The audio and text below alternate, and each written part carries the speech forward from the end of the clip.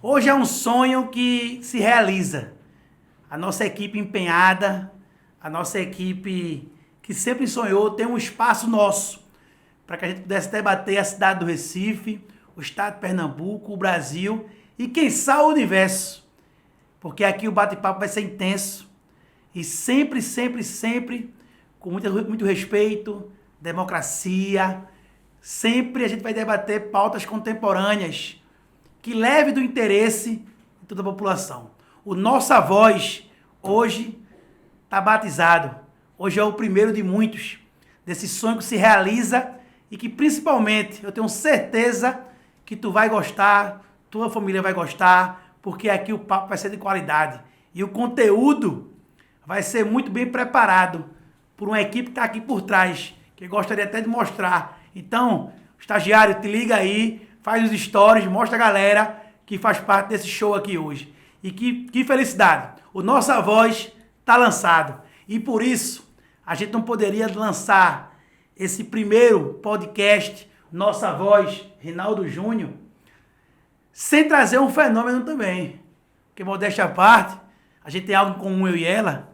Nós somos reis e rainhas da autoestima.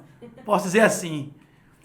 Ela que nasceu em São José de Mipibu, no Rio Grande do Norte. Iniciou sua militância e trabalho na organização não governamental Sociedade Terra Viva. Entre 2009 e 2010, mudou-se para o Recife, no estado de Pernambuco, para trabalhar na Secretaria de Juventude e Trabalho de Pernambuco. Integrou a equipe da Universidade da Juventude no Recife, atuou na gestão pública do estado de Pernambuco na Secretaria de Criança e da Juventude até o ano 2014. Em 2015, foi secretária executiva de Juventude da Prefeitura da cidade do Recife. O currículo é longo, mas faço questão de dizer um por um. Articulou junto ao nosso mandato a criação da Lei 18.279 de 2020, como resultado desse processo de escuta das juventudes da cidade. E ela é minha amiga Camila Cláudia Alves de Barros. Que emoção! É o primeiro de muitos. Toca!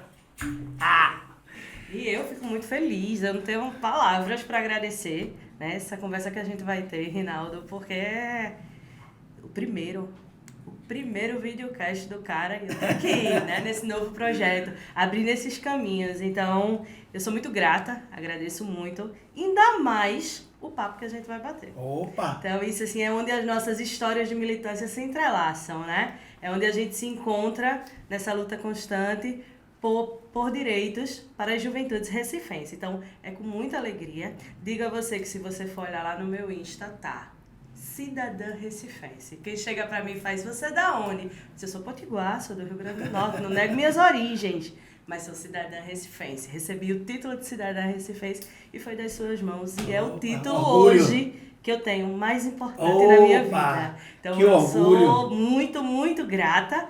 Então, vamos lá, vamos bater esse papo. Vamos embora. Vamos embora. E o tema não poderia ser outro, né? O desafio das políticas públicas de juventude. E aí eu vou rápido e direto. Como é que está a juventude do Recife, do Pernambuco, do Brasil? Como é que essa turma está vendo a política hoje, a sua participação? Eu acho que tu foste e és protagonista nesse debate, né? Eu admiro muito esse teu trabalho. E essa pergunta direto. Como é que tá? Conta pra gente aí. É importante dizer que por mais que eu tenha passado pela gestão, né?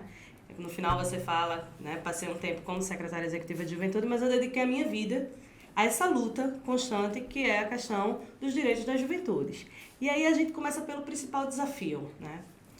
Quando a gente fala da política pública de juventude, eu vou usar muito PPJ, né? Uma sigla que a gente usa, mas que significa política pública de juventude. Aprendi mais um contigo, PPJ. E aí eu ainda agrego um plural, né? Que é políticas públicas de juventudes, porque a gente não fala só de uma juventude, a gente fala de várias. Não existe só a juventude do hip hop, não existe só a juventude urbana, existe várias juventudes. E a gente tem que estar antenado para pensar nessas várias juventudes, né? Então, um dos maiores desafios hoje que a gente tem é que é uma política muito recente. Ela começa a surgir no século XXI de forma muito mais visível. Isso não quer dizer que não existia juventude, sempre existiu juventude, mas o Estado ele começa a olhar para a juventude no século XXI. É tanto que a gente não tinha nem o nomezinho na Constituição lá de 1988, né? Que eu garanto que a gente já era nascido, Rinaldo. Então, não tinha lá o terminho juventude. A gente tinha que garantir, né? Era dever do Estado garantir política para a criança, para o adolescente, e do adolescente pulava para o adulto. E daí ia para o idoso. Então, o Estado em si, quando a gente fala do Estado, a gente está falando do município, né, do governo do Estado e do governo federal, ele não tinha obrigatoriedade de desenvolver política. E a gente só entra, né, na Constituição, e eu digo a gente, porque nós somos jovens há mais tempo, tá? Jovem no Brasil, ele é a partir dos 15 anos, de 15 a 29 anos, né, através do Estatuto da Juventude. Então, a gente só entra na Constituição em 2010. Em 2013, a gente tem sancionado o Estatuto da Juventude, que vai fazer 10 anos agora. Né? Então, em 2013, quando a gente sanciona o Estatuto da Juventude, ele traz algumas diretrizes que nada mais, nada menos do que o que está na Constituição, mas voltado para a juventude. Tem o que a mais, que é o único estatuto que fala sobre a questão da liberdade de expressão e a diversidade. Né? Isso é muito importante, tá? É bom se inteirar um pouquinho dessa lei. Então, é uma política muito recente, quando a gente fala de política pública. Então, é muito recente, por quê? Porque ela surgiu em 2013, ela tem 10 anos. É óbvio que muita gente conhece o Estatuto da Criança e do Adolescente, né? Que ela eu digo que ela já é adulta, que ela já tem mais de 30 anos, né? O Estatuto. Já o Estatuto da Juventude, ela só tem apenas 10 anos, ela é muito criança. Fora que ainda não se tem um reconhecimento desse instrumento tão quanto. Então, trazendo muito esse panorama nacional, é a única legislação que a gente tem de fato. Então, a gente tem uma política recente, muito nova, que precisa ter um olhar, né, de uma política de Estado, não apenas uma política de gestão. A gente tem a dificuldade da transversalidade. Quando a gente fala de juventude, a gente não pode falar só de cursos de qualificação profissional. Isso. Então, Camila, eu concordo contigo e deu para perceber que a nossa convidada entende do assunto, né? O debate é alto nível. Concordo contigo em gênero, número e grau. Tem uma frase que o presidente Lula repete, e eu também faço questão de repetir em alguns discursos da gente, que o pobre tem que estar no orçamento, prioridade dessa forma. Aí eu pergunto a tu, a juventude está no orçamento? Que a gente vai voltar para a primeira pergunta também, né? Vamos então, lá. assim, vieram duas que é um dos maiores desafios hoje para a política pública de juventude. É o baixo orçamento. Muitas vezes pode se dar pela não compreensão dos gestores de entender o que é juventude, né? O que é uma política pública de juventude, porque ela é uma política recente e a gente tem que ultrapassar isso, a gente tem que tornar ela uma política institucionalizada, né? Ela tem um sistema, ela precisa ter um fundo, ela precisa ter recurso destinado para esse público. Como também, Rinaldo, eu entendo que o orçamento ele não pode estar alocado a uma pasta. Né? Aqui no Recife a gente tem uma Secretaria Executiva de Juventude, já é um avanço que se tem de ter uma Secretaria Executiva de Juventude, e o recurso para a juventude não pode estar apenas alocado nessa secretaria. A gente precisa entender onde está o orçamento para a juventude. Perfeito. O que a gente não consegue. Você é vereador, você sabe que para identificar, né, as rubricas, como é destinado o orçamento, é para quem é expert. Tem que fazer um curso de uma pós-graduação para isso. Sei bem disso porque eu fui autor de uma emenda ao orçamento que indicou um fortalecimento pequeno para a rubricazinha lá que estava lá a juventude. E não é fácil. Esse debate que a gente está fazendo aqui hoje, porque fazer política pública, PPJs, não é isso? Aprendi mais uma. Sem orçamento não dá. Não tem condição. A juventude precisa. E essa transversalidade que você falou por diversas vezes, a gente tem que discutir isso. Sim. A gente não quer só curso de qualificação. A gente quer discutir a cidade também. Então é isso, Camila. E o recurso, ele tem que estar em todas as pastas. Isso. Lógico que tem, mas ele precisa ser identificado. Perfeito. Então, assim, quando a gente chega nos espaços, por exemplo, quando eu trago saúde, porque a gente vende a imagem da juventude, né? As grandes mídias, elas usam a imagem da juventude como essa figura, né, de saúde, e a gente nunca olha para a prevenção. Mas muitas vezes, será que os postos, né, os hospitais, eles estão preparados para receber o jovem? Será que o jovem ele se sente à vontade de ir lá? E a gente entra em temas que são bem Espinhosos. populares. Não bem populares, como, por exemplo, a prevenção da IST, HIV e AIDS, por exemplo. Será que o jovem ele se sente à vontade de ir no posto do seu bairro pegar o preservativo? A jovem mulher, ela se sente à vontade de ir pegar o preservativo? Então, a gente tem várias coisinhas aí que a gente precisa trabalhar, não só também na questão do orçamento. Eu acho que o orçamento ele é fundamental, mas que também a gente deve preparar todo um corpo, né, um corpo de gestão para poder lidar com a juventude. Entendendo que juventude ela não é apenas essa faixa etária de 15 a 29 anos na sua totalidade. Esse período ele se divide ainda em 3 fases. O jovem de 15 anos ele não tem a mesma necessidade do jovem de 24. O de 15 está saindo do ensino médio, né? Perfeito. Se tiver tiver direitinho, né? Isso. Se o de 24, provavelmente ele já está numa outra fase, num outro momento. Às vezes, se for, normalmente está terminando uma faculdade ou está tentando entrar, né? Ou então enveredar no profissional. Então, de 15 a 18 anos, a gente chama o jovem adolescente, né? E que esse jovem, muitas vezes, foi confundido, né, pela própria legislação, que a juventude ia apenas até os 18 anos, né? E não é. Então, o jovem adolescente é de 15 a 18, o jovem, que é o jovem ao seu tempo, que provavelmente é aquele jovem que está saindo mais desse meio Sim. do ensino médio, né? Entrando já no meio profissional, de 18 a 24 anos, que é o jovem, e o jovem adulto, que é já se preparando para a fase adulta. Camila, quando tu chegasse aqui, para iniciar esse debate, essa fala, me chamou a atenção, e aí as minhas filhas que vão assistir daqui a pouco, tem uma frase que tu repetisse, que tu falaste, que eu também falo direto, que eu não estou bonito, eu sou bonito. Questão da autoestima. Eu quero que tu me entenda uma coisa. Tem um debate na Câmara Municipal, eu não me lembro nem me recordo de quem é o projeto, que indica que tem um acompanhamento psicológico dentro das escolas do Recife. O tema também é polêmico. E eu defendo que a gente tem que preparar a juventude dentro das escolas com muita informação. Com muita informação. Essa pandemia veio e a gente tem encontrado casos e mais casos de depressão nas escolas, dos jovens, gente que tira sua própria vida, muitos jovens, mas muitos jovens com problemas dentro de casa, jovens que não tinham problema nenhum, mas passaram a ter, estão reclusos. A pandemia veio muito para isso. E aí eu não encontro hoje, e não é só Recife, uma política pública nacional para tratar o jovem como jovem, mas dentro da escola. Eu comecei a falar da autoestima porque a questão do bullying, que existe muito hoje, talvez na nossa época era chamada arriação. Ninguém ligava, mas já fazia muito mal, doía muito.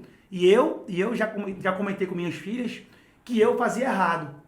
Aquela arriação, aquilo não era legal. Hoje eu não vejo que é legal. E aí, essa é a polêmica. Eu não encontro, na cidade que eu sou vereador, e nem parte do Brasil nenhum, a presença da juventude discutindo esse tema nas escolas.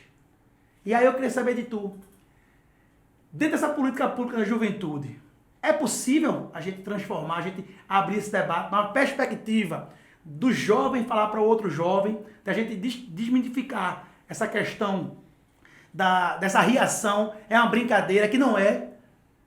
Eu tenho 2 filhas adolescentes e sei o que eu estou falando.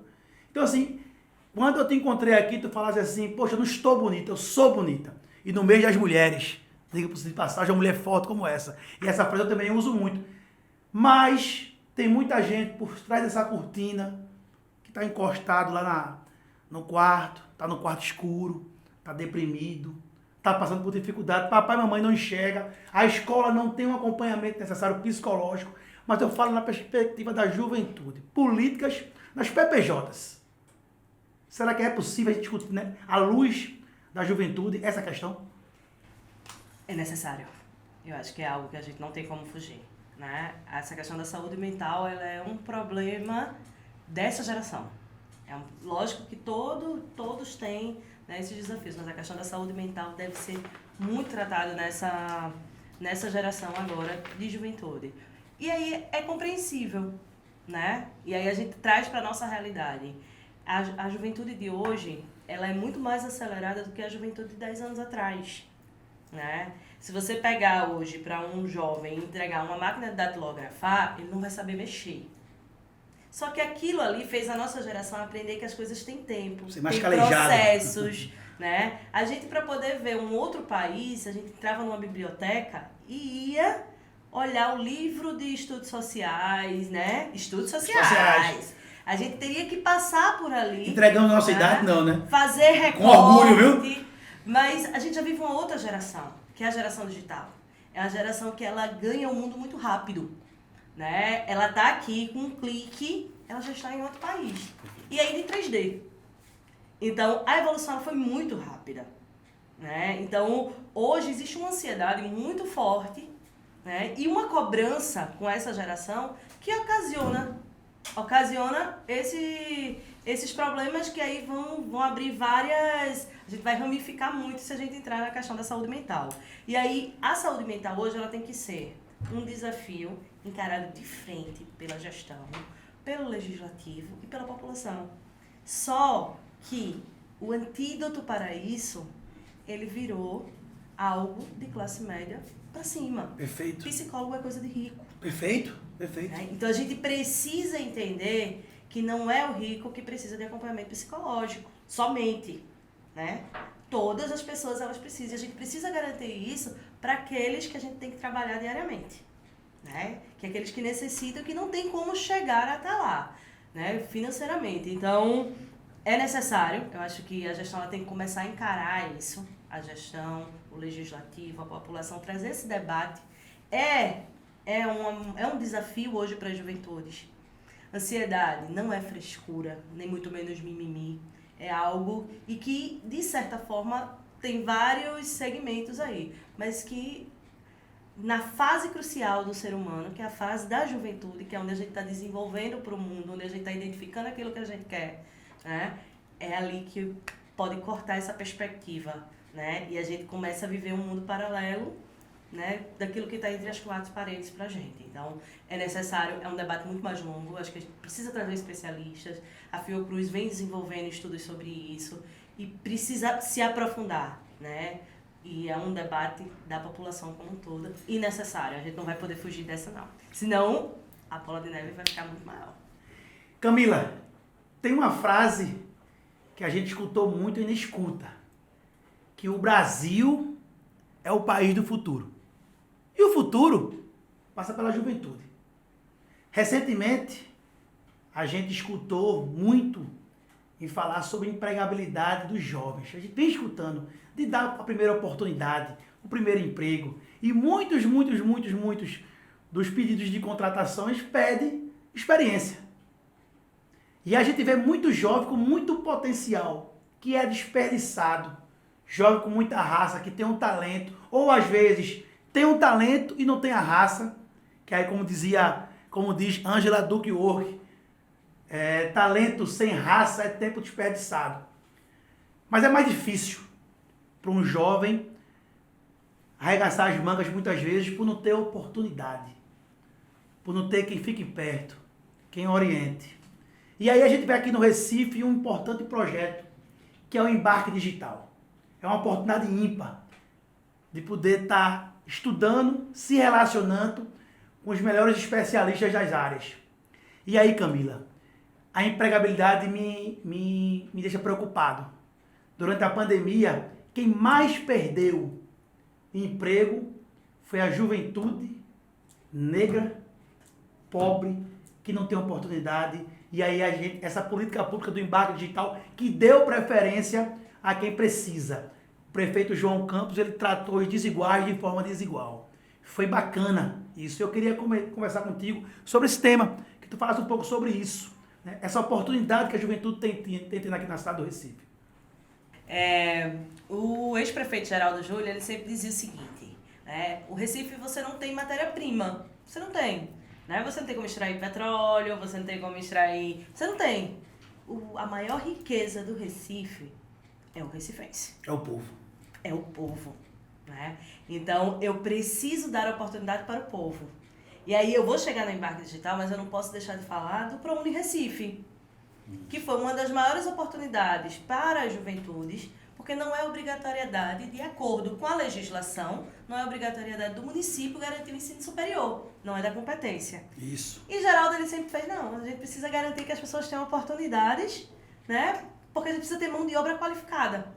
Perfeito. Né? E isso, né, com o ProUni Recife, as pessoas foram fazer o ensino superior com uma bolsa 100%, né? Já no processo de avaliação achou que não era o suficiente, né? E aí sancionou o passe livre para o ProUnista, porque foi logo naquela crise, né, de 2016, por ali e tal. Só uma parte, como a gente fala lá no parlamento. Nesse projeto de lei, tem uma emenda de minha autoria que eu não consegui aprovar. Eu quis incluir nesse projeto de lei, que já é gigante, contou com o meu voto, tentei incluir o trabalhador desempregado. Nessa época da pandemia, principalmente, a gente reapresentou e a gente não conseguiu, mas estou na luta. Mas vamos embora, estamos aí para botar as emendas, né? Isso. E aí, nesse sentido, né, diante de todas as crises, as pessoas estavam começando a deixar também de fazer o ensino superior porque não tinha dinheiro do transporte. E aí o Estado foi lá, né, no caso a Prefeitura fez, não, a gente então, vamos lá com o passe livre para o ProUnista. E aí a gente entra no Embarque Digital, que eu acho, assim, um projeto sensacional, né? Agora, durante a Semana da Juventude mesmo, da cidade do Recife, que é uma lei da sua autoria, que a gente vai falar sobre isso. Vamos falar sobre isso. Né? Ele fez um lançamento agora de 300, acho que foi 350 bolsas. Foi. E disse que daqui para 2024 a gente vai ter 2.000 jovens formados na área de tecnologia. Gigante. A gente vai deixar de importar, de trazer jovens de outras cidades, de outros estados, porque a gente vai ter mão de obra qualificada na cidade do Recife. Então, isso é sensacional. É você olhar para o mercado, que o nosso mercado digital ele é muito forte. É um dos maiores do Brasil. É, sim, se Não é não isso? me engano é. Informação E é essa. você vai ter pessoas qualificadas para ocupar esses espaços. Então, eu sempre parto do princípio que essa questão do empreendedorismo, né, da geração de renda, da profissionalização, a gente tem que fazer um estudo, né, do nosso município, da nossa comunidade. Tem que ter um diagnóstico para que diga assim, olha, nós somos fortes aqui e nós precisamos qualificar para cá, né, para esse papel. Então, eu acho o Embarque Digital um dos projetos mais sensacionais, né, para a juventude, né, que ela vai se qualificar para isso. Então, é muito bacana ver que o que é colocado pela juventude dentro do Plano Municipal de Juventude, ele está sendo alcançado com esse olhar. E eu não esperava menos, Ginaldo.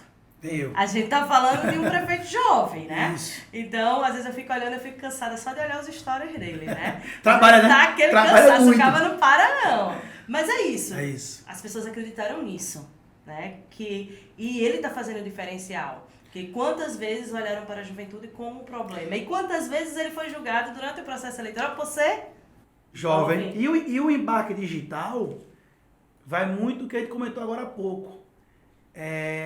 A orientação do prefeito, inclusive, é atender o jovem preto de periferia.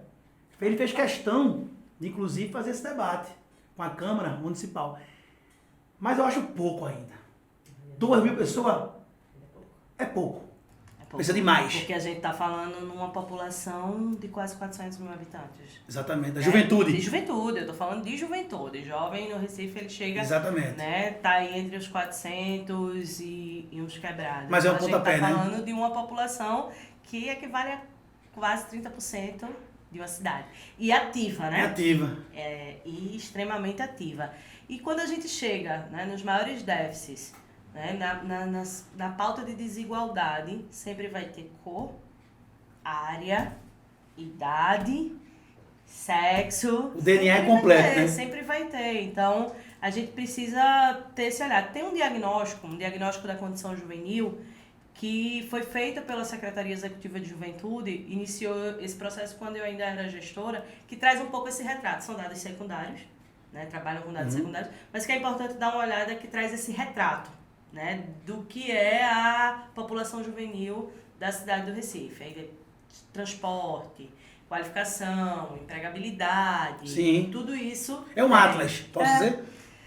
Ou é pouco pequeno ainda? Ainda não é tão quanto. Mas, né? Mas dá um diagnóstico, retrato bacana. Retrato, e aí é importante. E olhando para esse retrato, é possível a gente identificar o que é que precisa de política. Sim. Não se faz política pública pelo achismo. Não. Eu acho que E precisa de uma quadra. Não acho. Não dá. Porque eu não posso. Quem acha são 2, 3 ou 4. A gente precisa ter essa identidade de uma população. Então, é preciso um diagnóstico, é preciso um estudo, não se faz por achar. Então, nesse ponto que tu tocaste agora, eu quero entrar num ponto comum nosso, mais um ponto comum nosso. Eu fui o autor, regimentalmente, da hoje Lei 18.279/2020. Mas essa lei de minha autoria, ela foi articulada por várias mãos, eu posso dizer isso. Uma delas é sua. Mas toda uma juventude que fez parte disso. A Semana da Juventude da cidade do Recife está no calendário hoje. De 2020 até agora, o que é que essa lei orientou, indicou, abriu discussão, melhorou o debate e fez inclusive a gente estar aqui hoje? Como é que tu vê? Porque o papel do legislador, fiscalizar e legislar, a gente vem fazendo. Mas essa lei é muito significativa, porque eu tive, inclusive, acredito que foi no último encontro da Juventude do Recife, sobre sua gestão. Conferência. E ouvi uma juventude inquieta, e que maravilha. Uma juventude inquieta, querendo fazer, querendo entregar, querendo estar perto do povo, querendo construir. De 2020 para cá, a gente vem construindo. Como é que está isso? Como é que está a juventude? Essa juventude inquieta que eu encontrei lá. Algumas carinhas eu consigo, inclusive eu reencontro muito nas ruas do Recife. Mas aquela turma inquieta, que quer fazer, está fazendo, tem oportunidade, qual é o caminho, como é que está isso, Camila? Eu acho que a gente tem que pegar um mote, né? Um mote muito importante quando a gente olha para esse cenário, né, da política de juventude no Brasil. Então, dentro desse universo, o Recife hoje ele se destaca. Ele se destaca porque ele construiu uma política pública consolidada. Tem um plano municipal de juventude, um plano que é monitorado pela juventude, né? Dentro dos processos de conferência. Então, ele foi construído pelas mãos, ele é com a juventude e ele é para as juventudes. E aí, quando chega nessa questão da lei da semana, eu costumo dizer para todo mundo que a gente conversa, o ano ele tem vários momentos alusivos a esse público, né? A gente tem o 30 de março, Sim. Que é o Dia Mundial da Juventude. A gente tem o 12 de agosto, que é o Dia Internacional da Juventude. E aí as pessoas falam, mas peraí, como é o Dia da Juventude mesmo? Eu digo, em Recife é 30 de março. Porque a gente tem um projeto de lei que é a Semana da Juventude. Então, para Recife, é muito importante, eu acho que o 30 de março ele é fundamental. E as pessoas às vezes falam, mas é só uma data. Não é só uma data. Não é só uma data, nunca será só uma data. A Semana da Juventude, ela é um período extremamente importante, Rinalda. E aí eu fico muito contente e tenho muita tranquilidade de falar sobre essa lei, porque foram pelas mãos dos jovens que você pegou. Né? Foi, na época, a Celon Neto, ele era parlamentar jovem. Sim. E a gente tem que retomar esse parlamento. Exatamente, né? Passou da hora. Vamos retomar esse Passou da parlamento. hora, compromisso assumido. Atenção, meu presidente Romerinho. Vamos assumir esse compromisso com a juventude e retomar o Parlamento Jovem do Recife. Forma muita gente, inclusive. O videocast já está dando frutos, né? Então, o parlamento é fundamental para que o jovem ele consiga entender essa casa, né? Que hoje você está lá, amanhã poderá estar um jovem. Né? E assim vai. Então, é importante trazer a juventude para dentro desse espaço. Então, quando essa lei chega pela mão de um jovem, né, que foi o Arcelon Neto, junto com o João Igor, que construiu, e você faz, não, eu vou abraçar essa causa, né? Então, você constrói com a juventude. Eu fui apenas instrumento. Foi uma construção conjunta. Eu gosto muito de falar isso, porque uma geração aprende com a outra. Exato. Se a gente não tivesse utilizado o seu mandato, a gente não teria hoje uma lei, né, que é a Semana da Juventude, que passa gestões, vai passar gestões, mas a semana está ali. Está ali. E a semana ela é um marcado momento... posição. Exatamente. E ele é um momento muito importante, porque muitas vezes a juventude não sabe o direito que ela tem e os serviços que são prestados pela própria Prefeitura da cidade do Recife. E a semana ela tem esse papel, ela tem essa obrigação, né, de mostrar esse cardápio, que são muitos. A gente falou do Embarque, a gente falou do ProUni, mas tem muitos outros projetos e programas que são menores, que não têm esse impacto tão grande na mídia, mas que eles acontecem no dia a dia. Né? A gente tem o que acontece dentro dos compás, então é dar, né, visibilidade a essas ações de forma transversal. Então, para que o jovem ele tenha esse alcance e comece a entender o que é que a prefeitura oferta também. E é um momento onde a juventude ela vai ter um diálogo, ela vai entender um pouco mais sobre o Estatuto da Juventude, ela vai entender mais sobre seus direitos e seus deveres. Então, eu acho, eu tenho um xodó com essa lei. Né? Eu tenho um xodó com essa lei da Semana da Juventude. Então, é muito importante a gente sempre trazer ela para o centro. E eu vou exaltar todas as vezes, viu? Não tem isso. Camila, a gente tá chegando já pertinho do fim. Hoje foi uma aula. Quem quer acompanhar, quem quer debater a juventude do Recife, de Pernambuco e do Brasil, tem que assistir até o finzinho esse podcast. Camila, faltou alguma coisa para dizer para essa juventude? Uma pergunta que eu não fiz ainda? E aproveitando isso, eu queria que tu olhasse para aquele jovem que está lá, que acompanhou até agora, até o finzinho, deu essa moralzinha pra gente. Vai lá, diz a ele, o que é que tu acha, se faltou alguma coisa, o que é que precisa. Tá contigo a bola. Bem, assim, a gente tem uma frase do Papa Francisco que eu gosto muito. Eu nem sou católica, né? Mas eu tenho uma admiração por esse Papa, que eu acho que ele veio no tempo certo, né? E ele diz assim, que a janela do futuro é a juventude. A janela do futuro. Não quer dizer que juventude é o futuro. Não permitam que digam que você é o futuro. Você é o presente. Você é jovem hoje. A política pública tem que te alcançar hoje.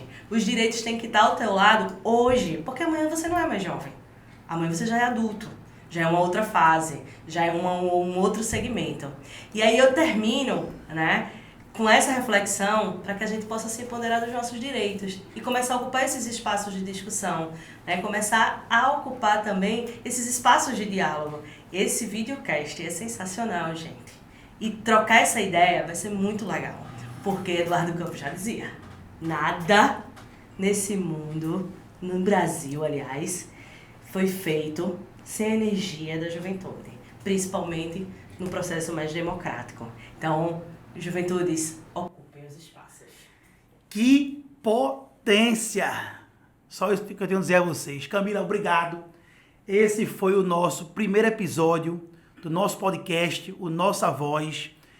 Juventude, a gente tá junto, pegado.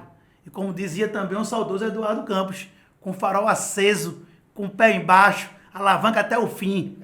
A juventude, vocês não são o futuro, vocês são o presente. Esse foi um episódio importantíssimo, o primeiro de muitos. E se você quer ver algum convidado aqui comigo, já marca ele aí nos comentários, curte, dá esse engajamento, dá essa moral, que isso é feito com muito carinho, pensando em te ouvir, em te escutar, e a participação social é importantíssima.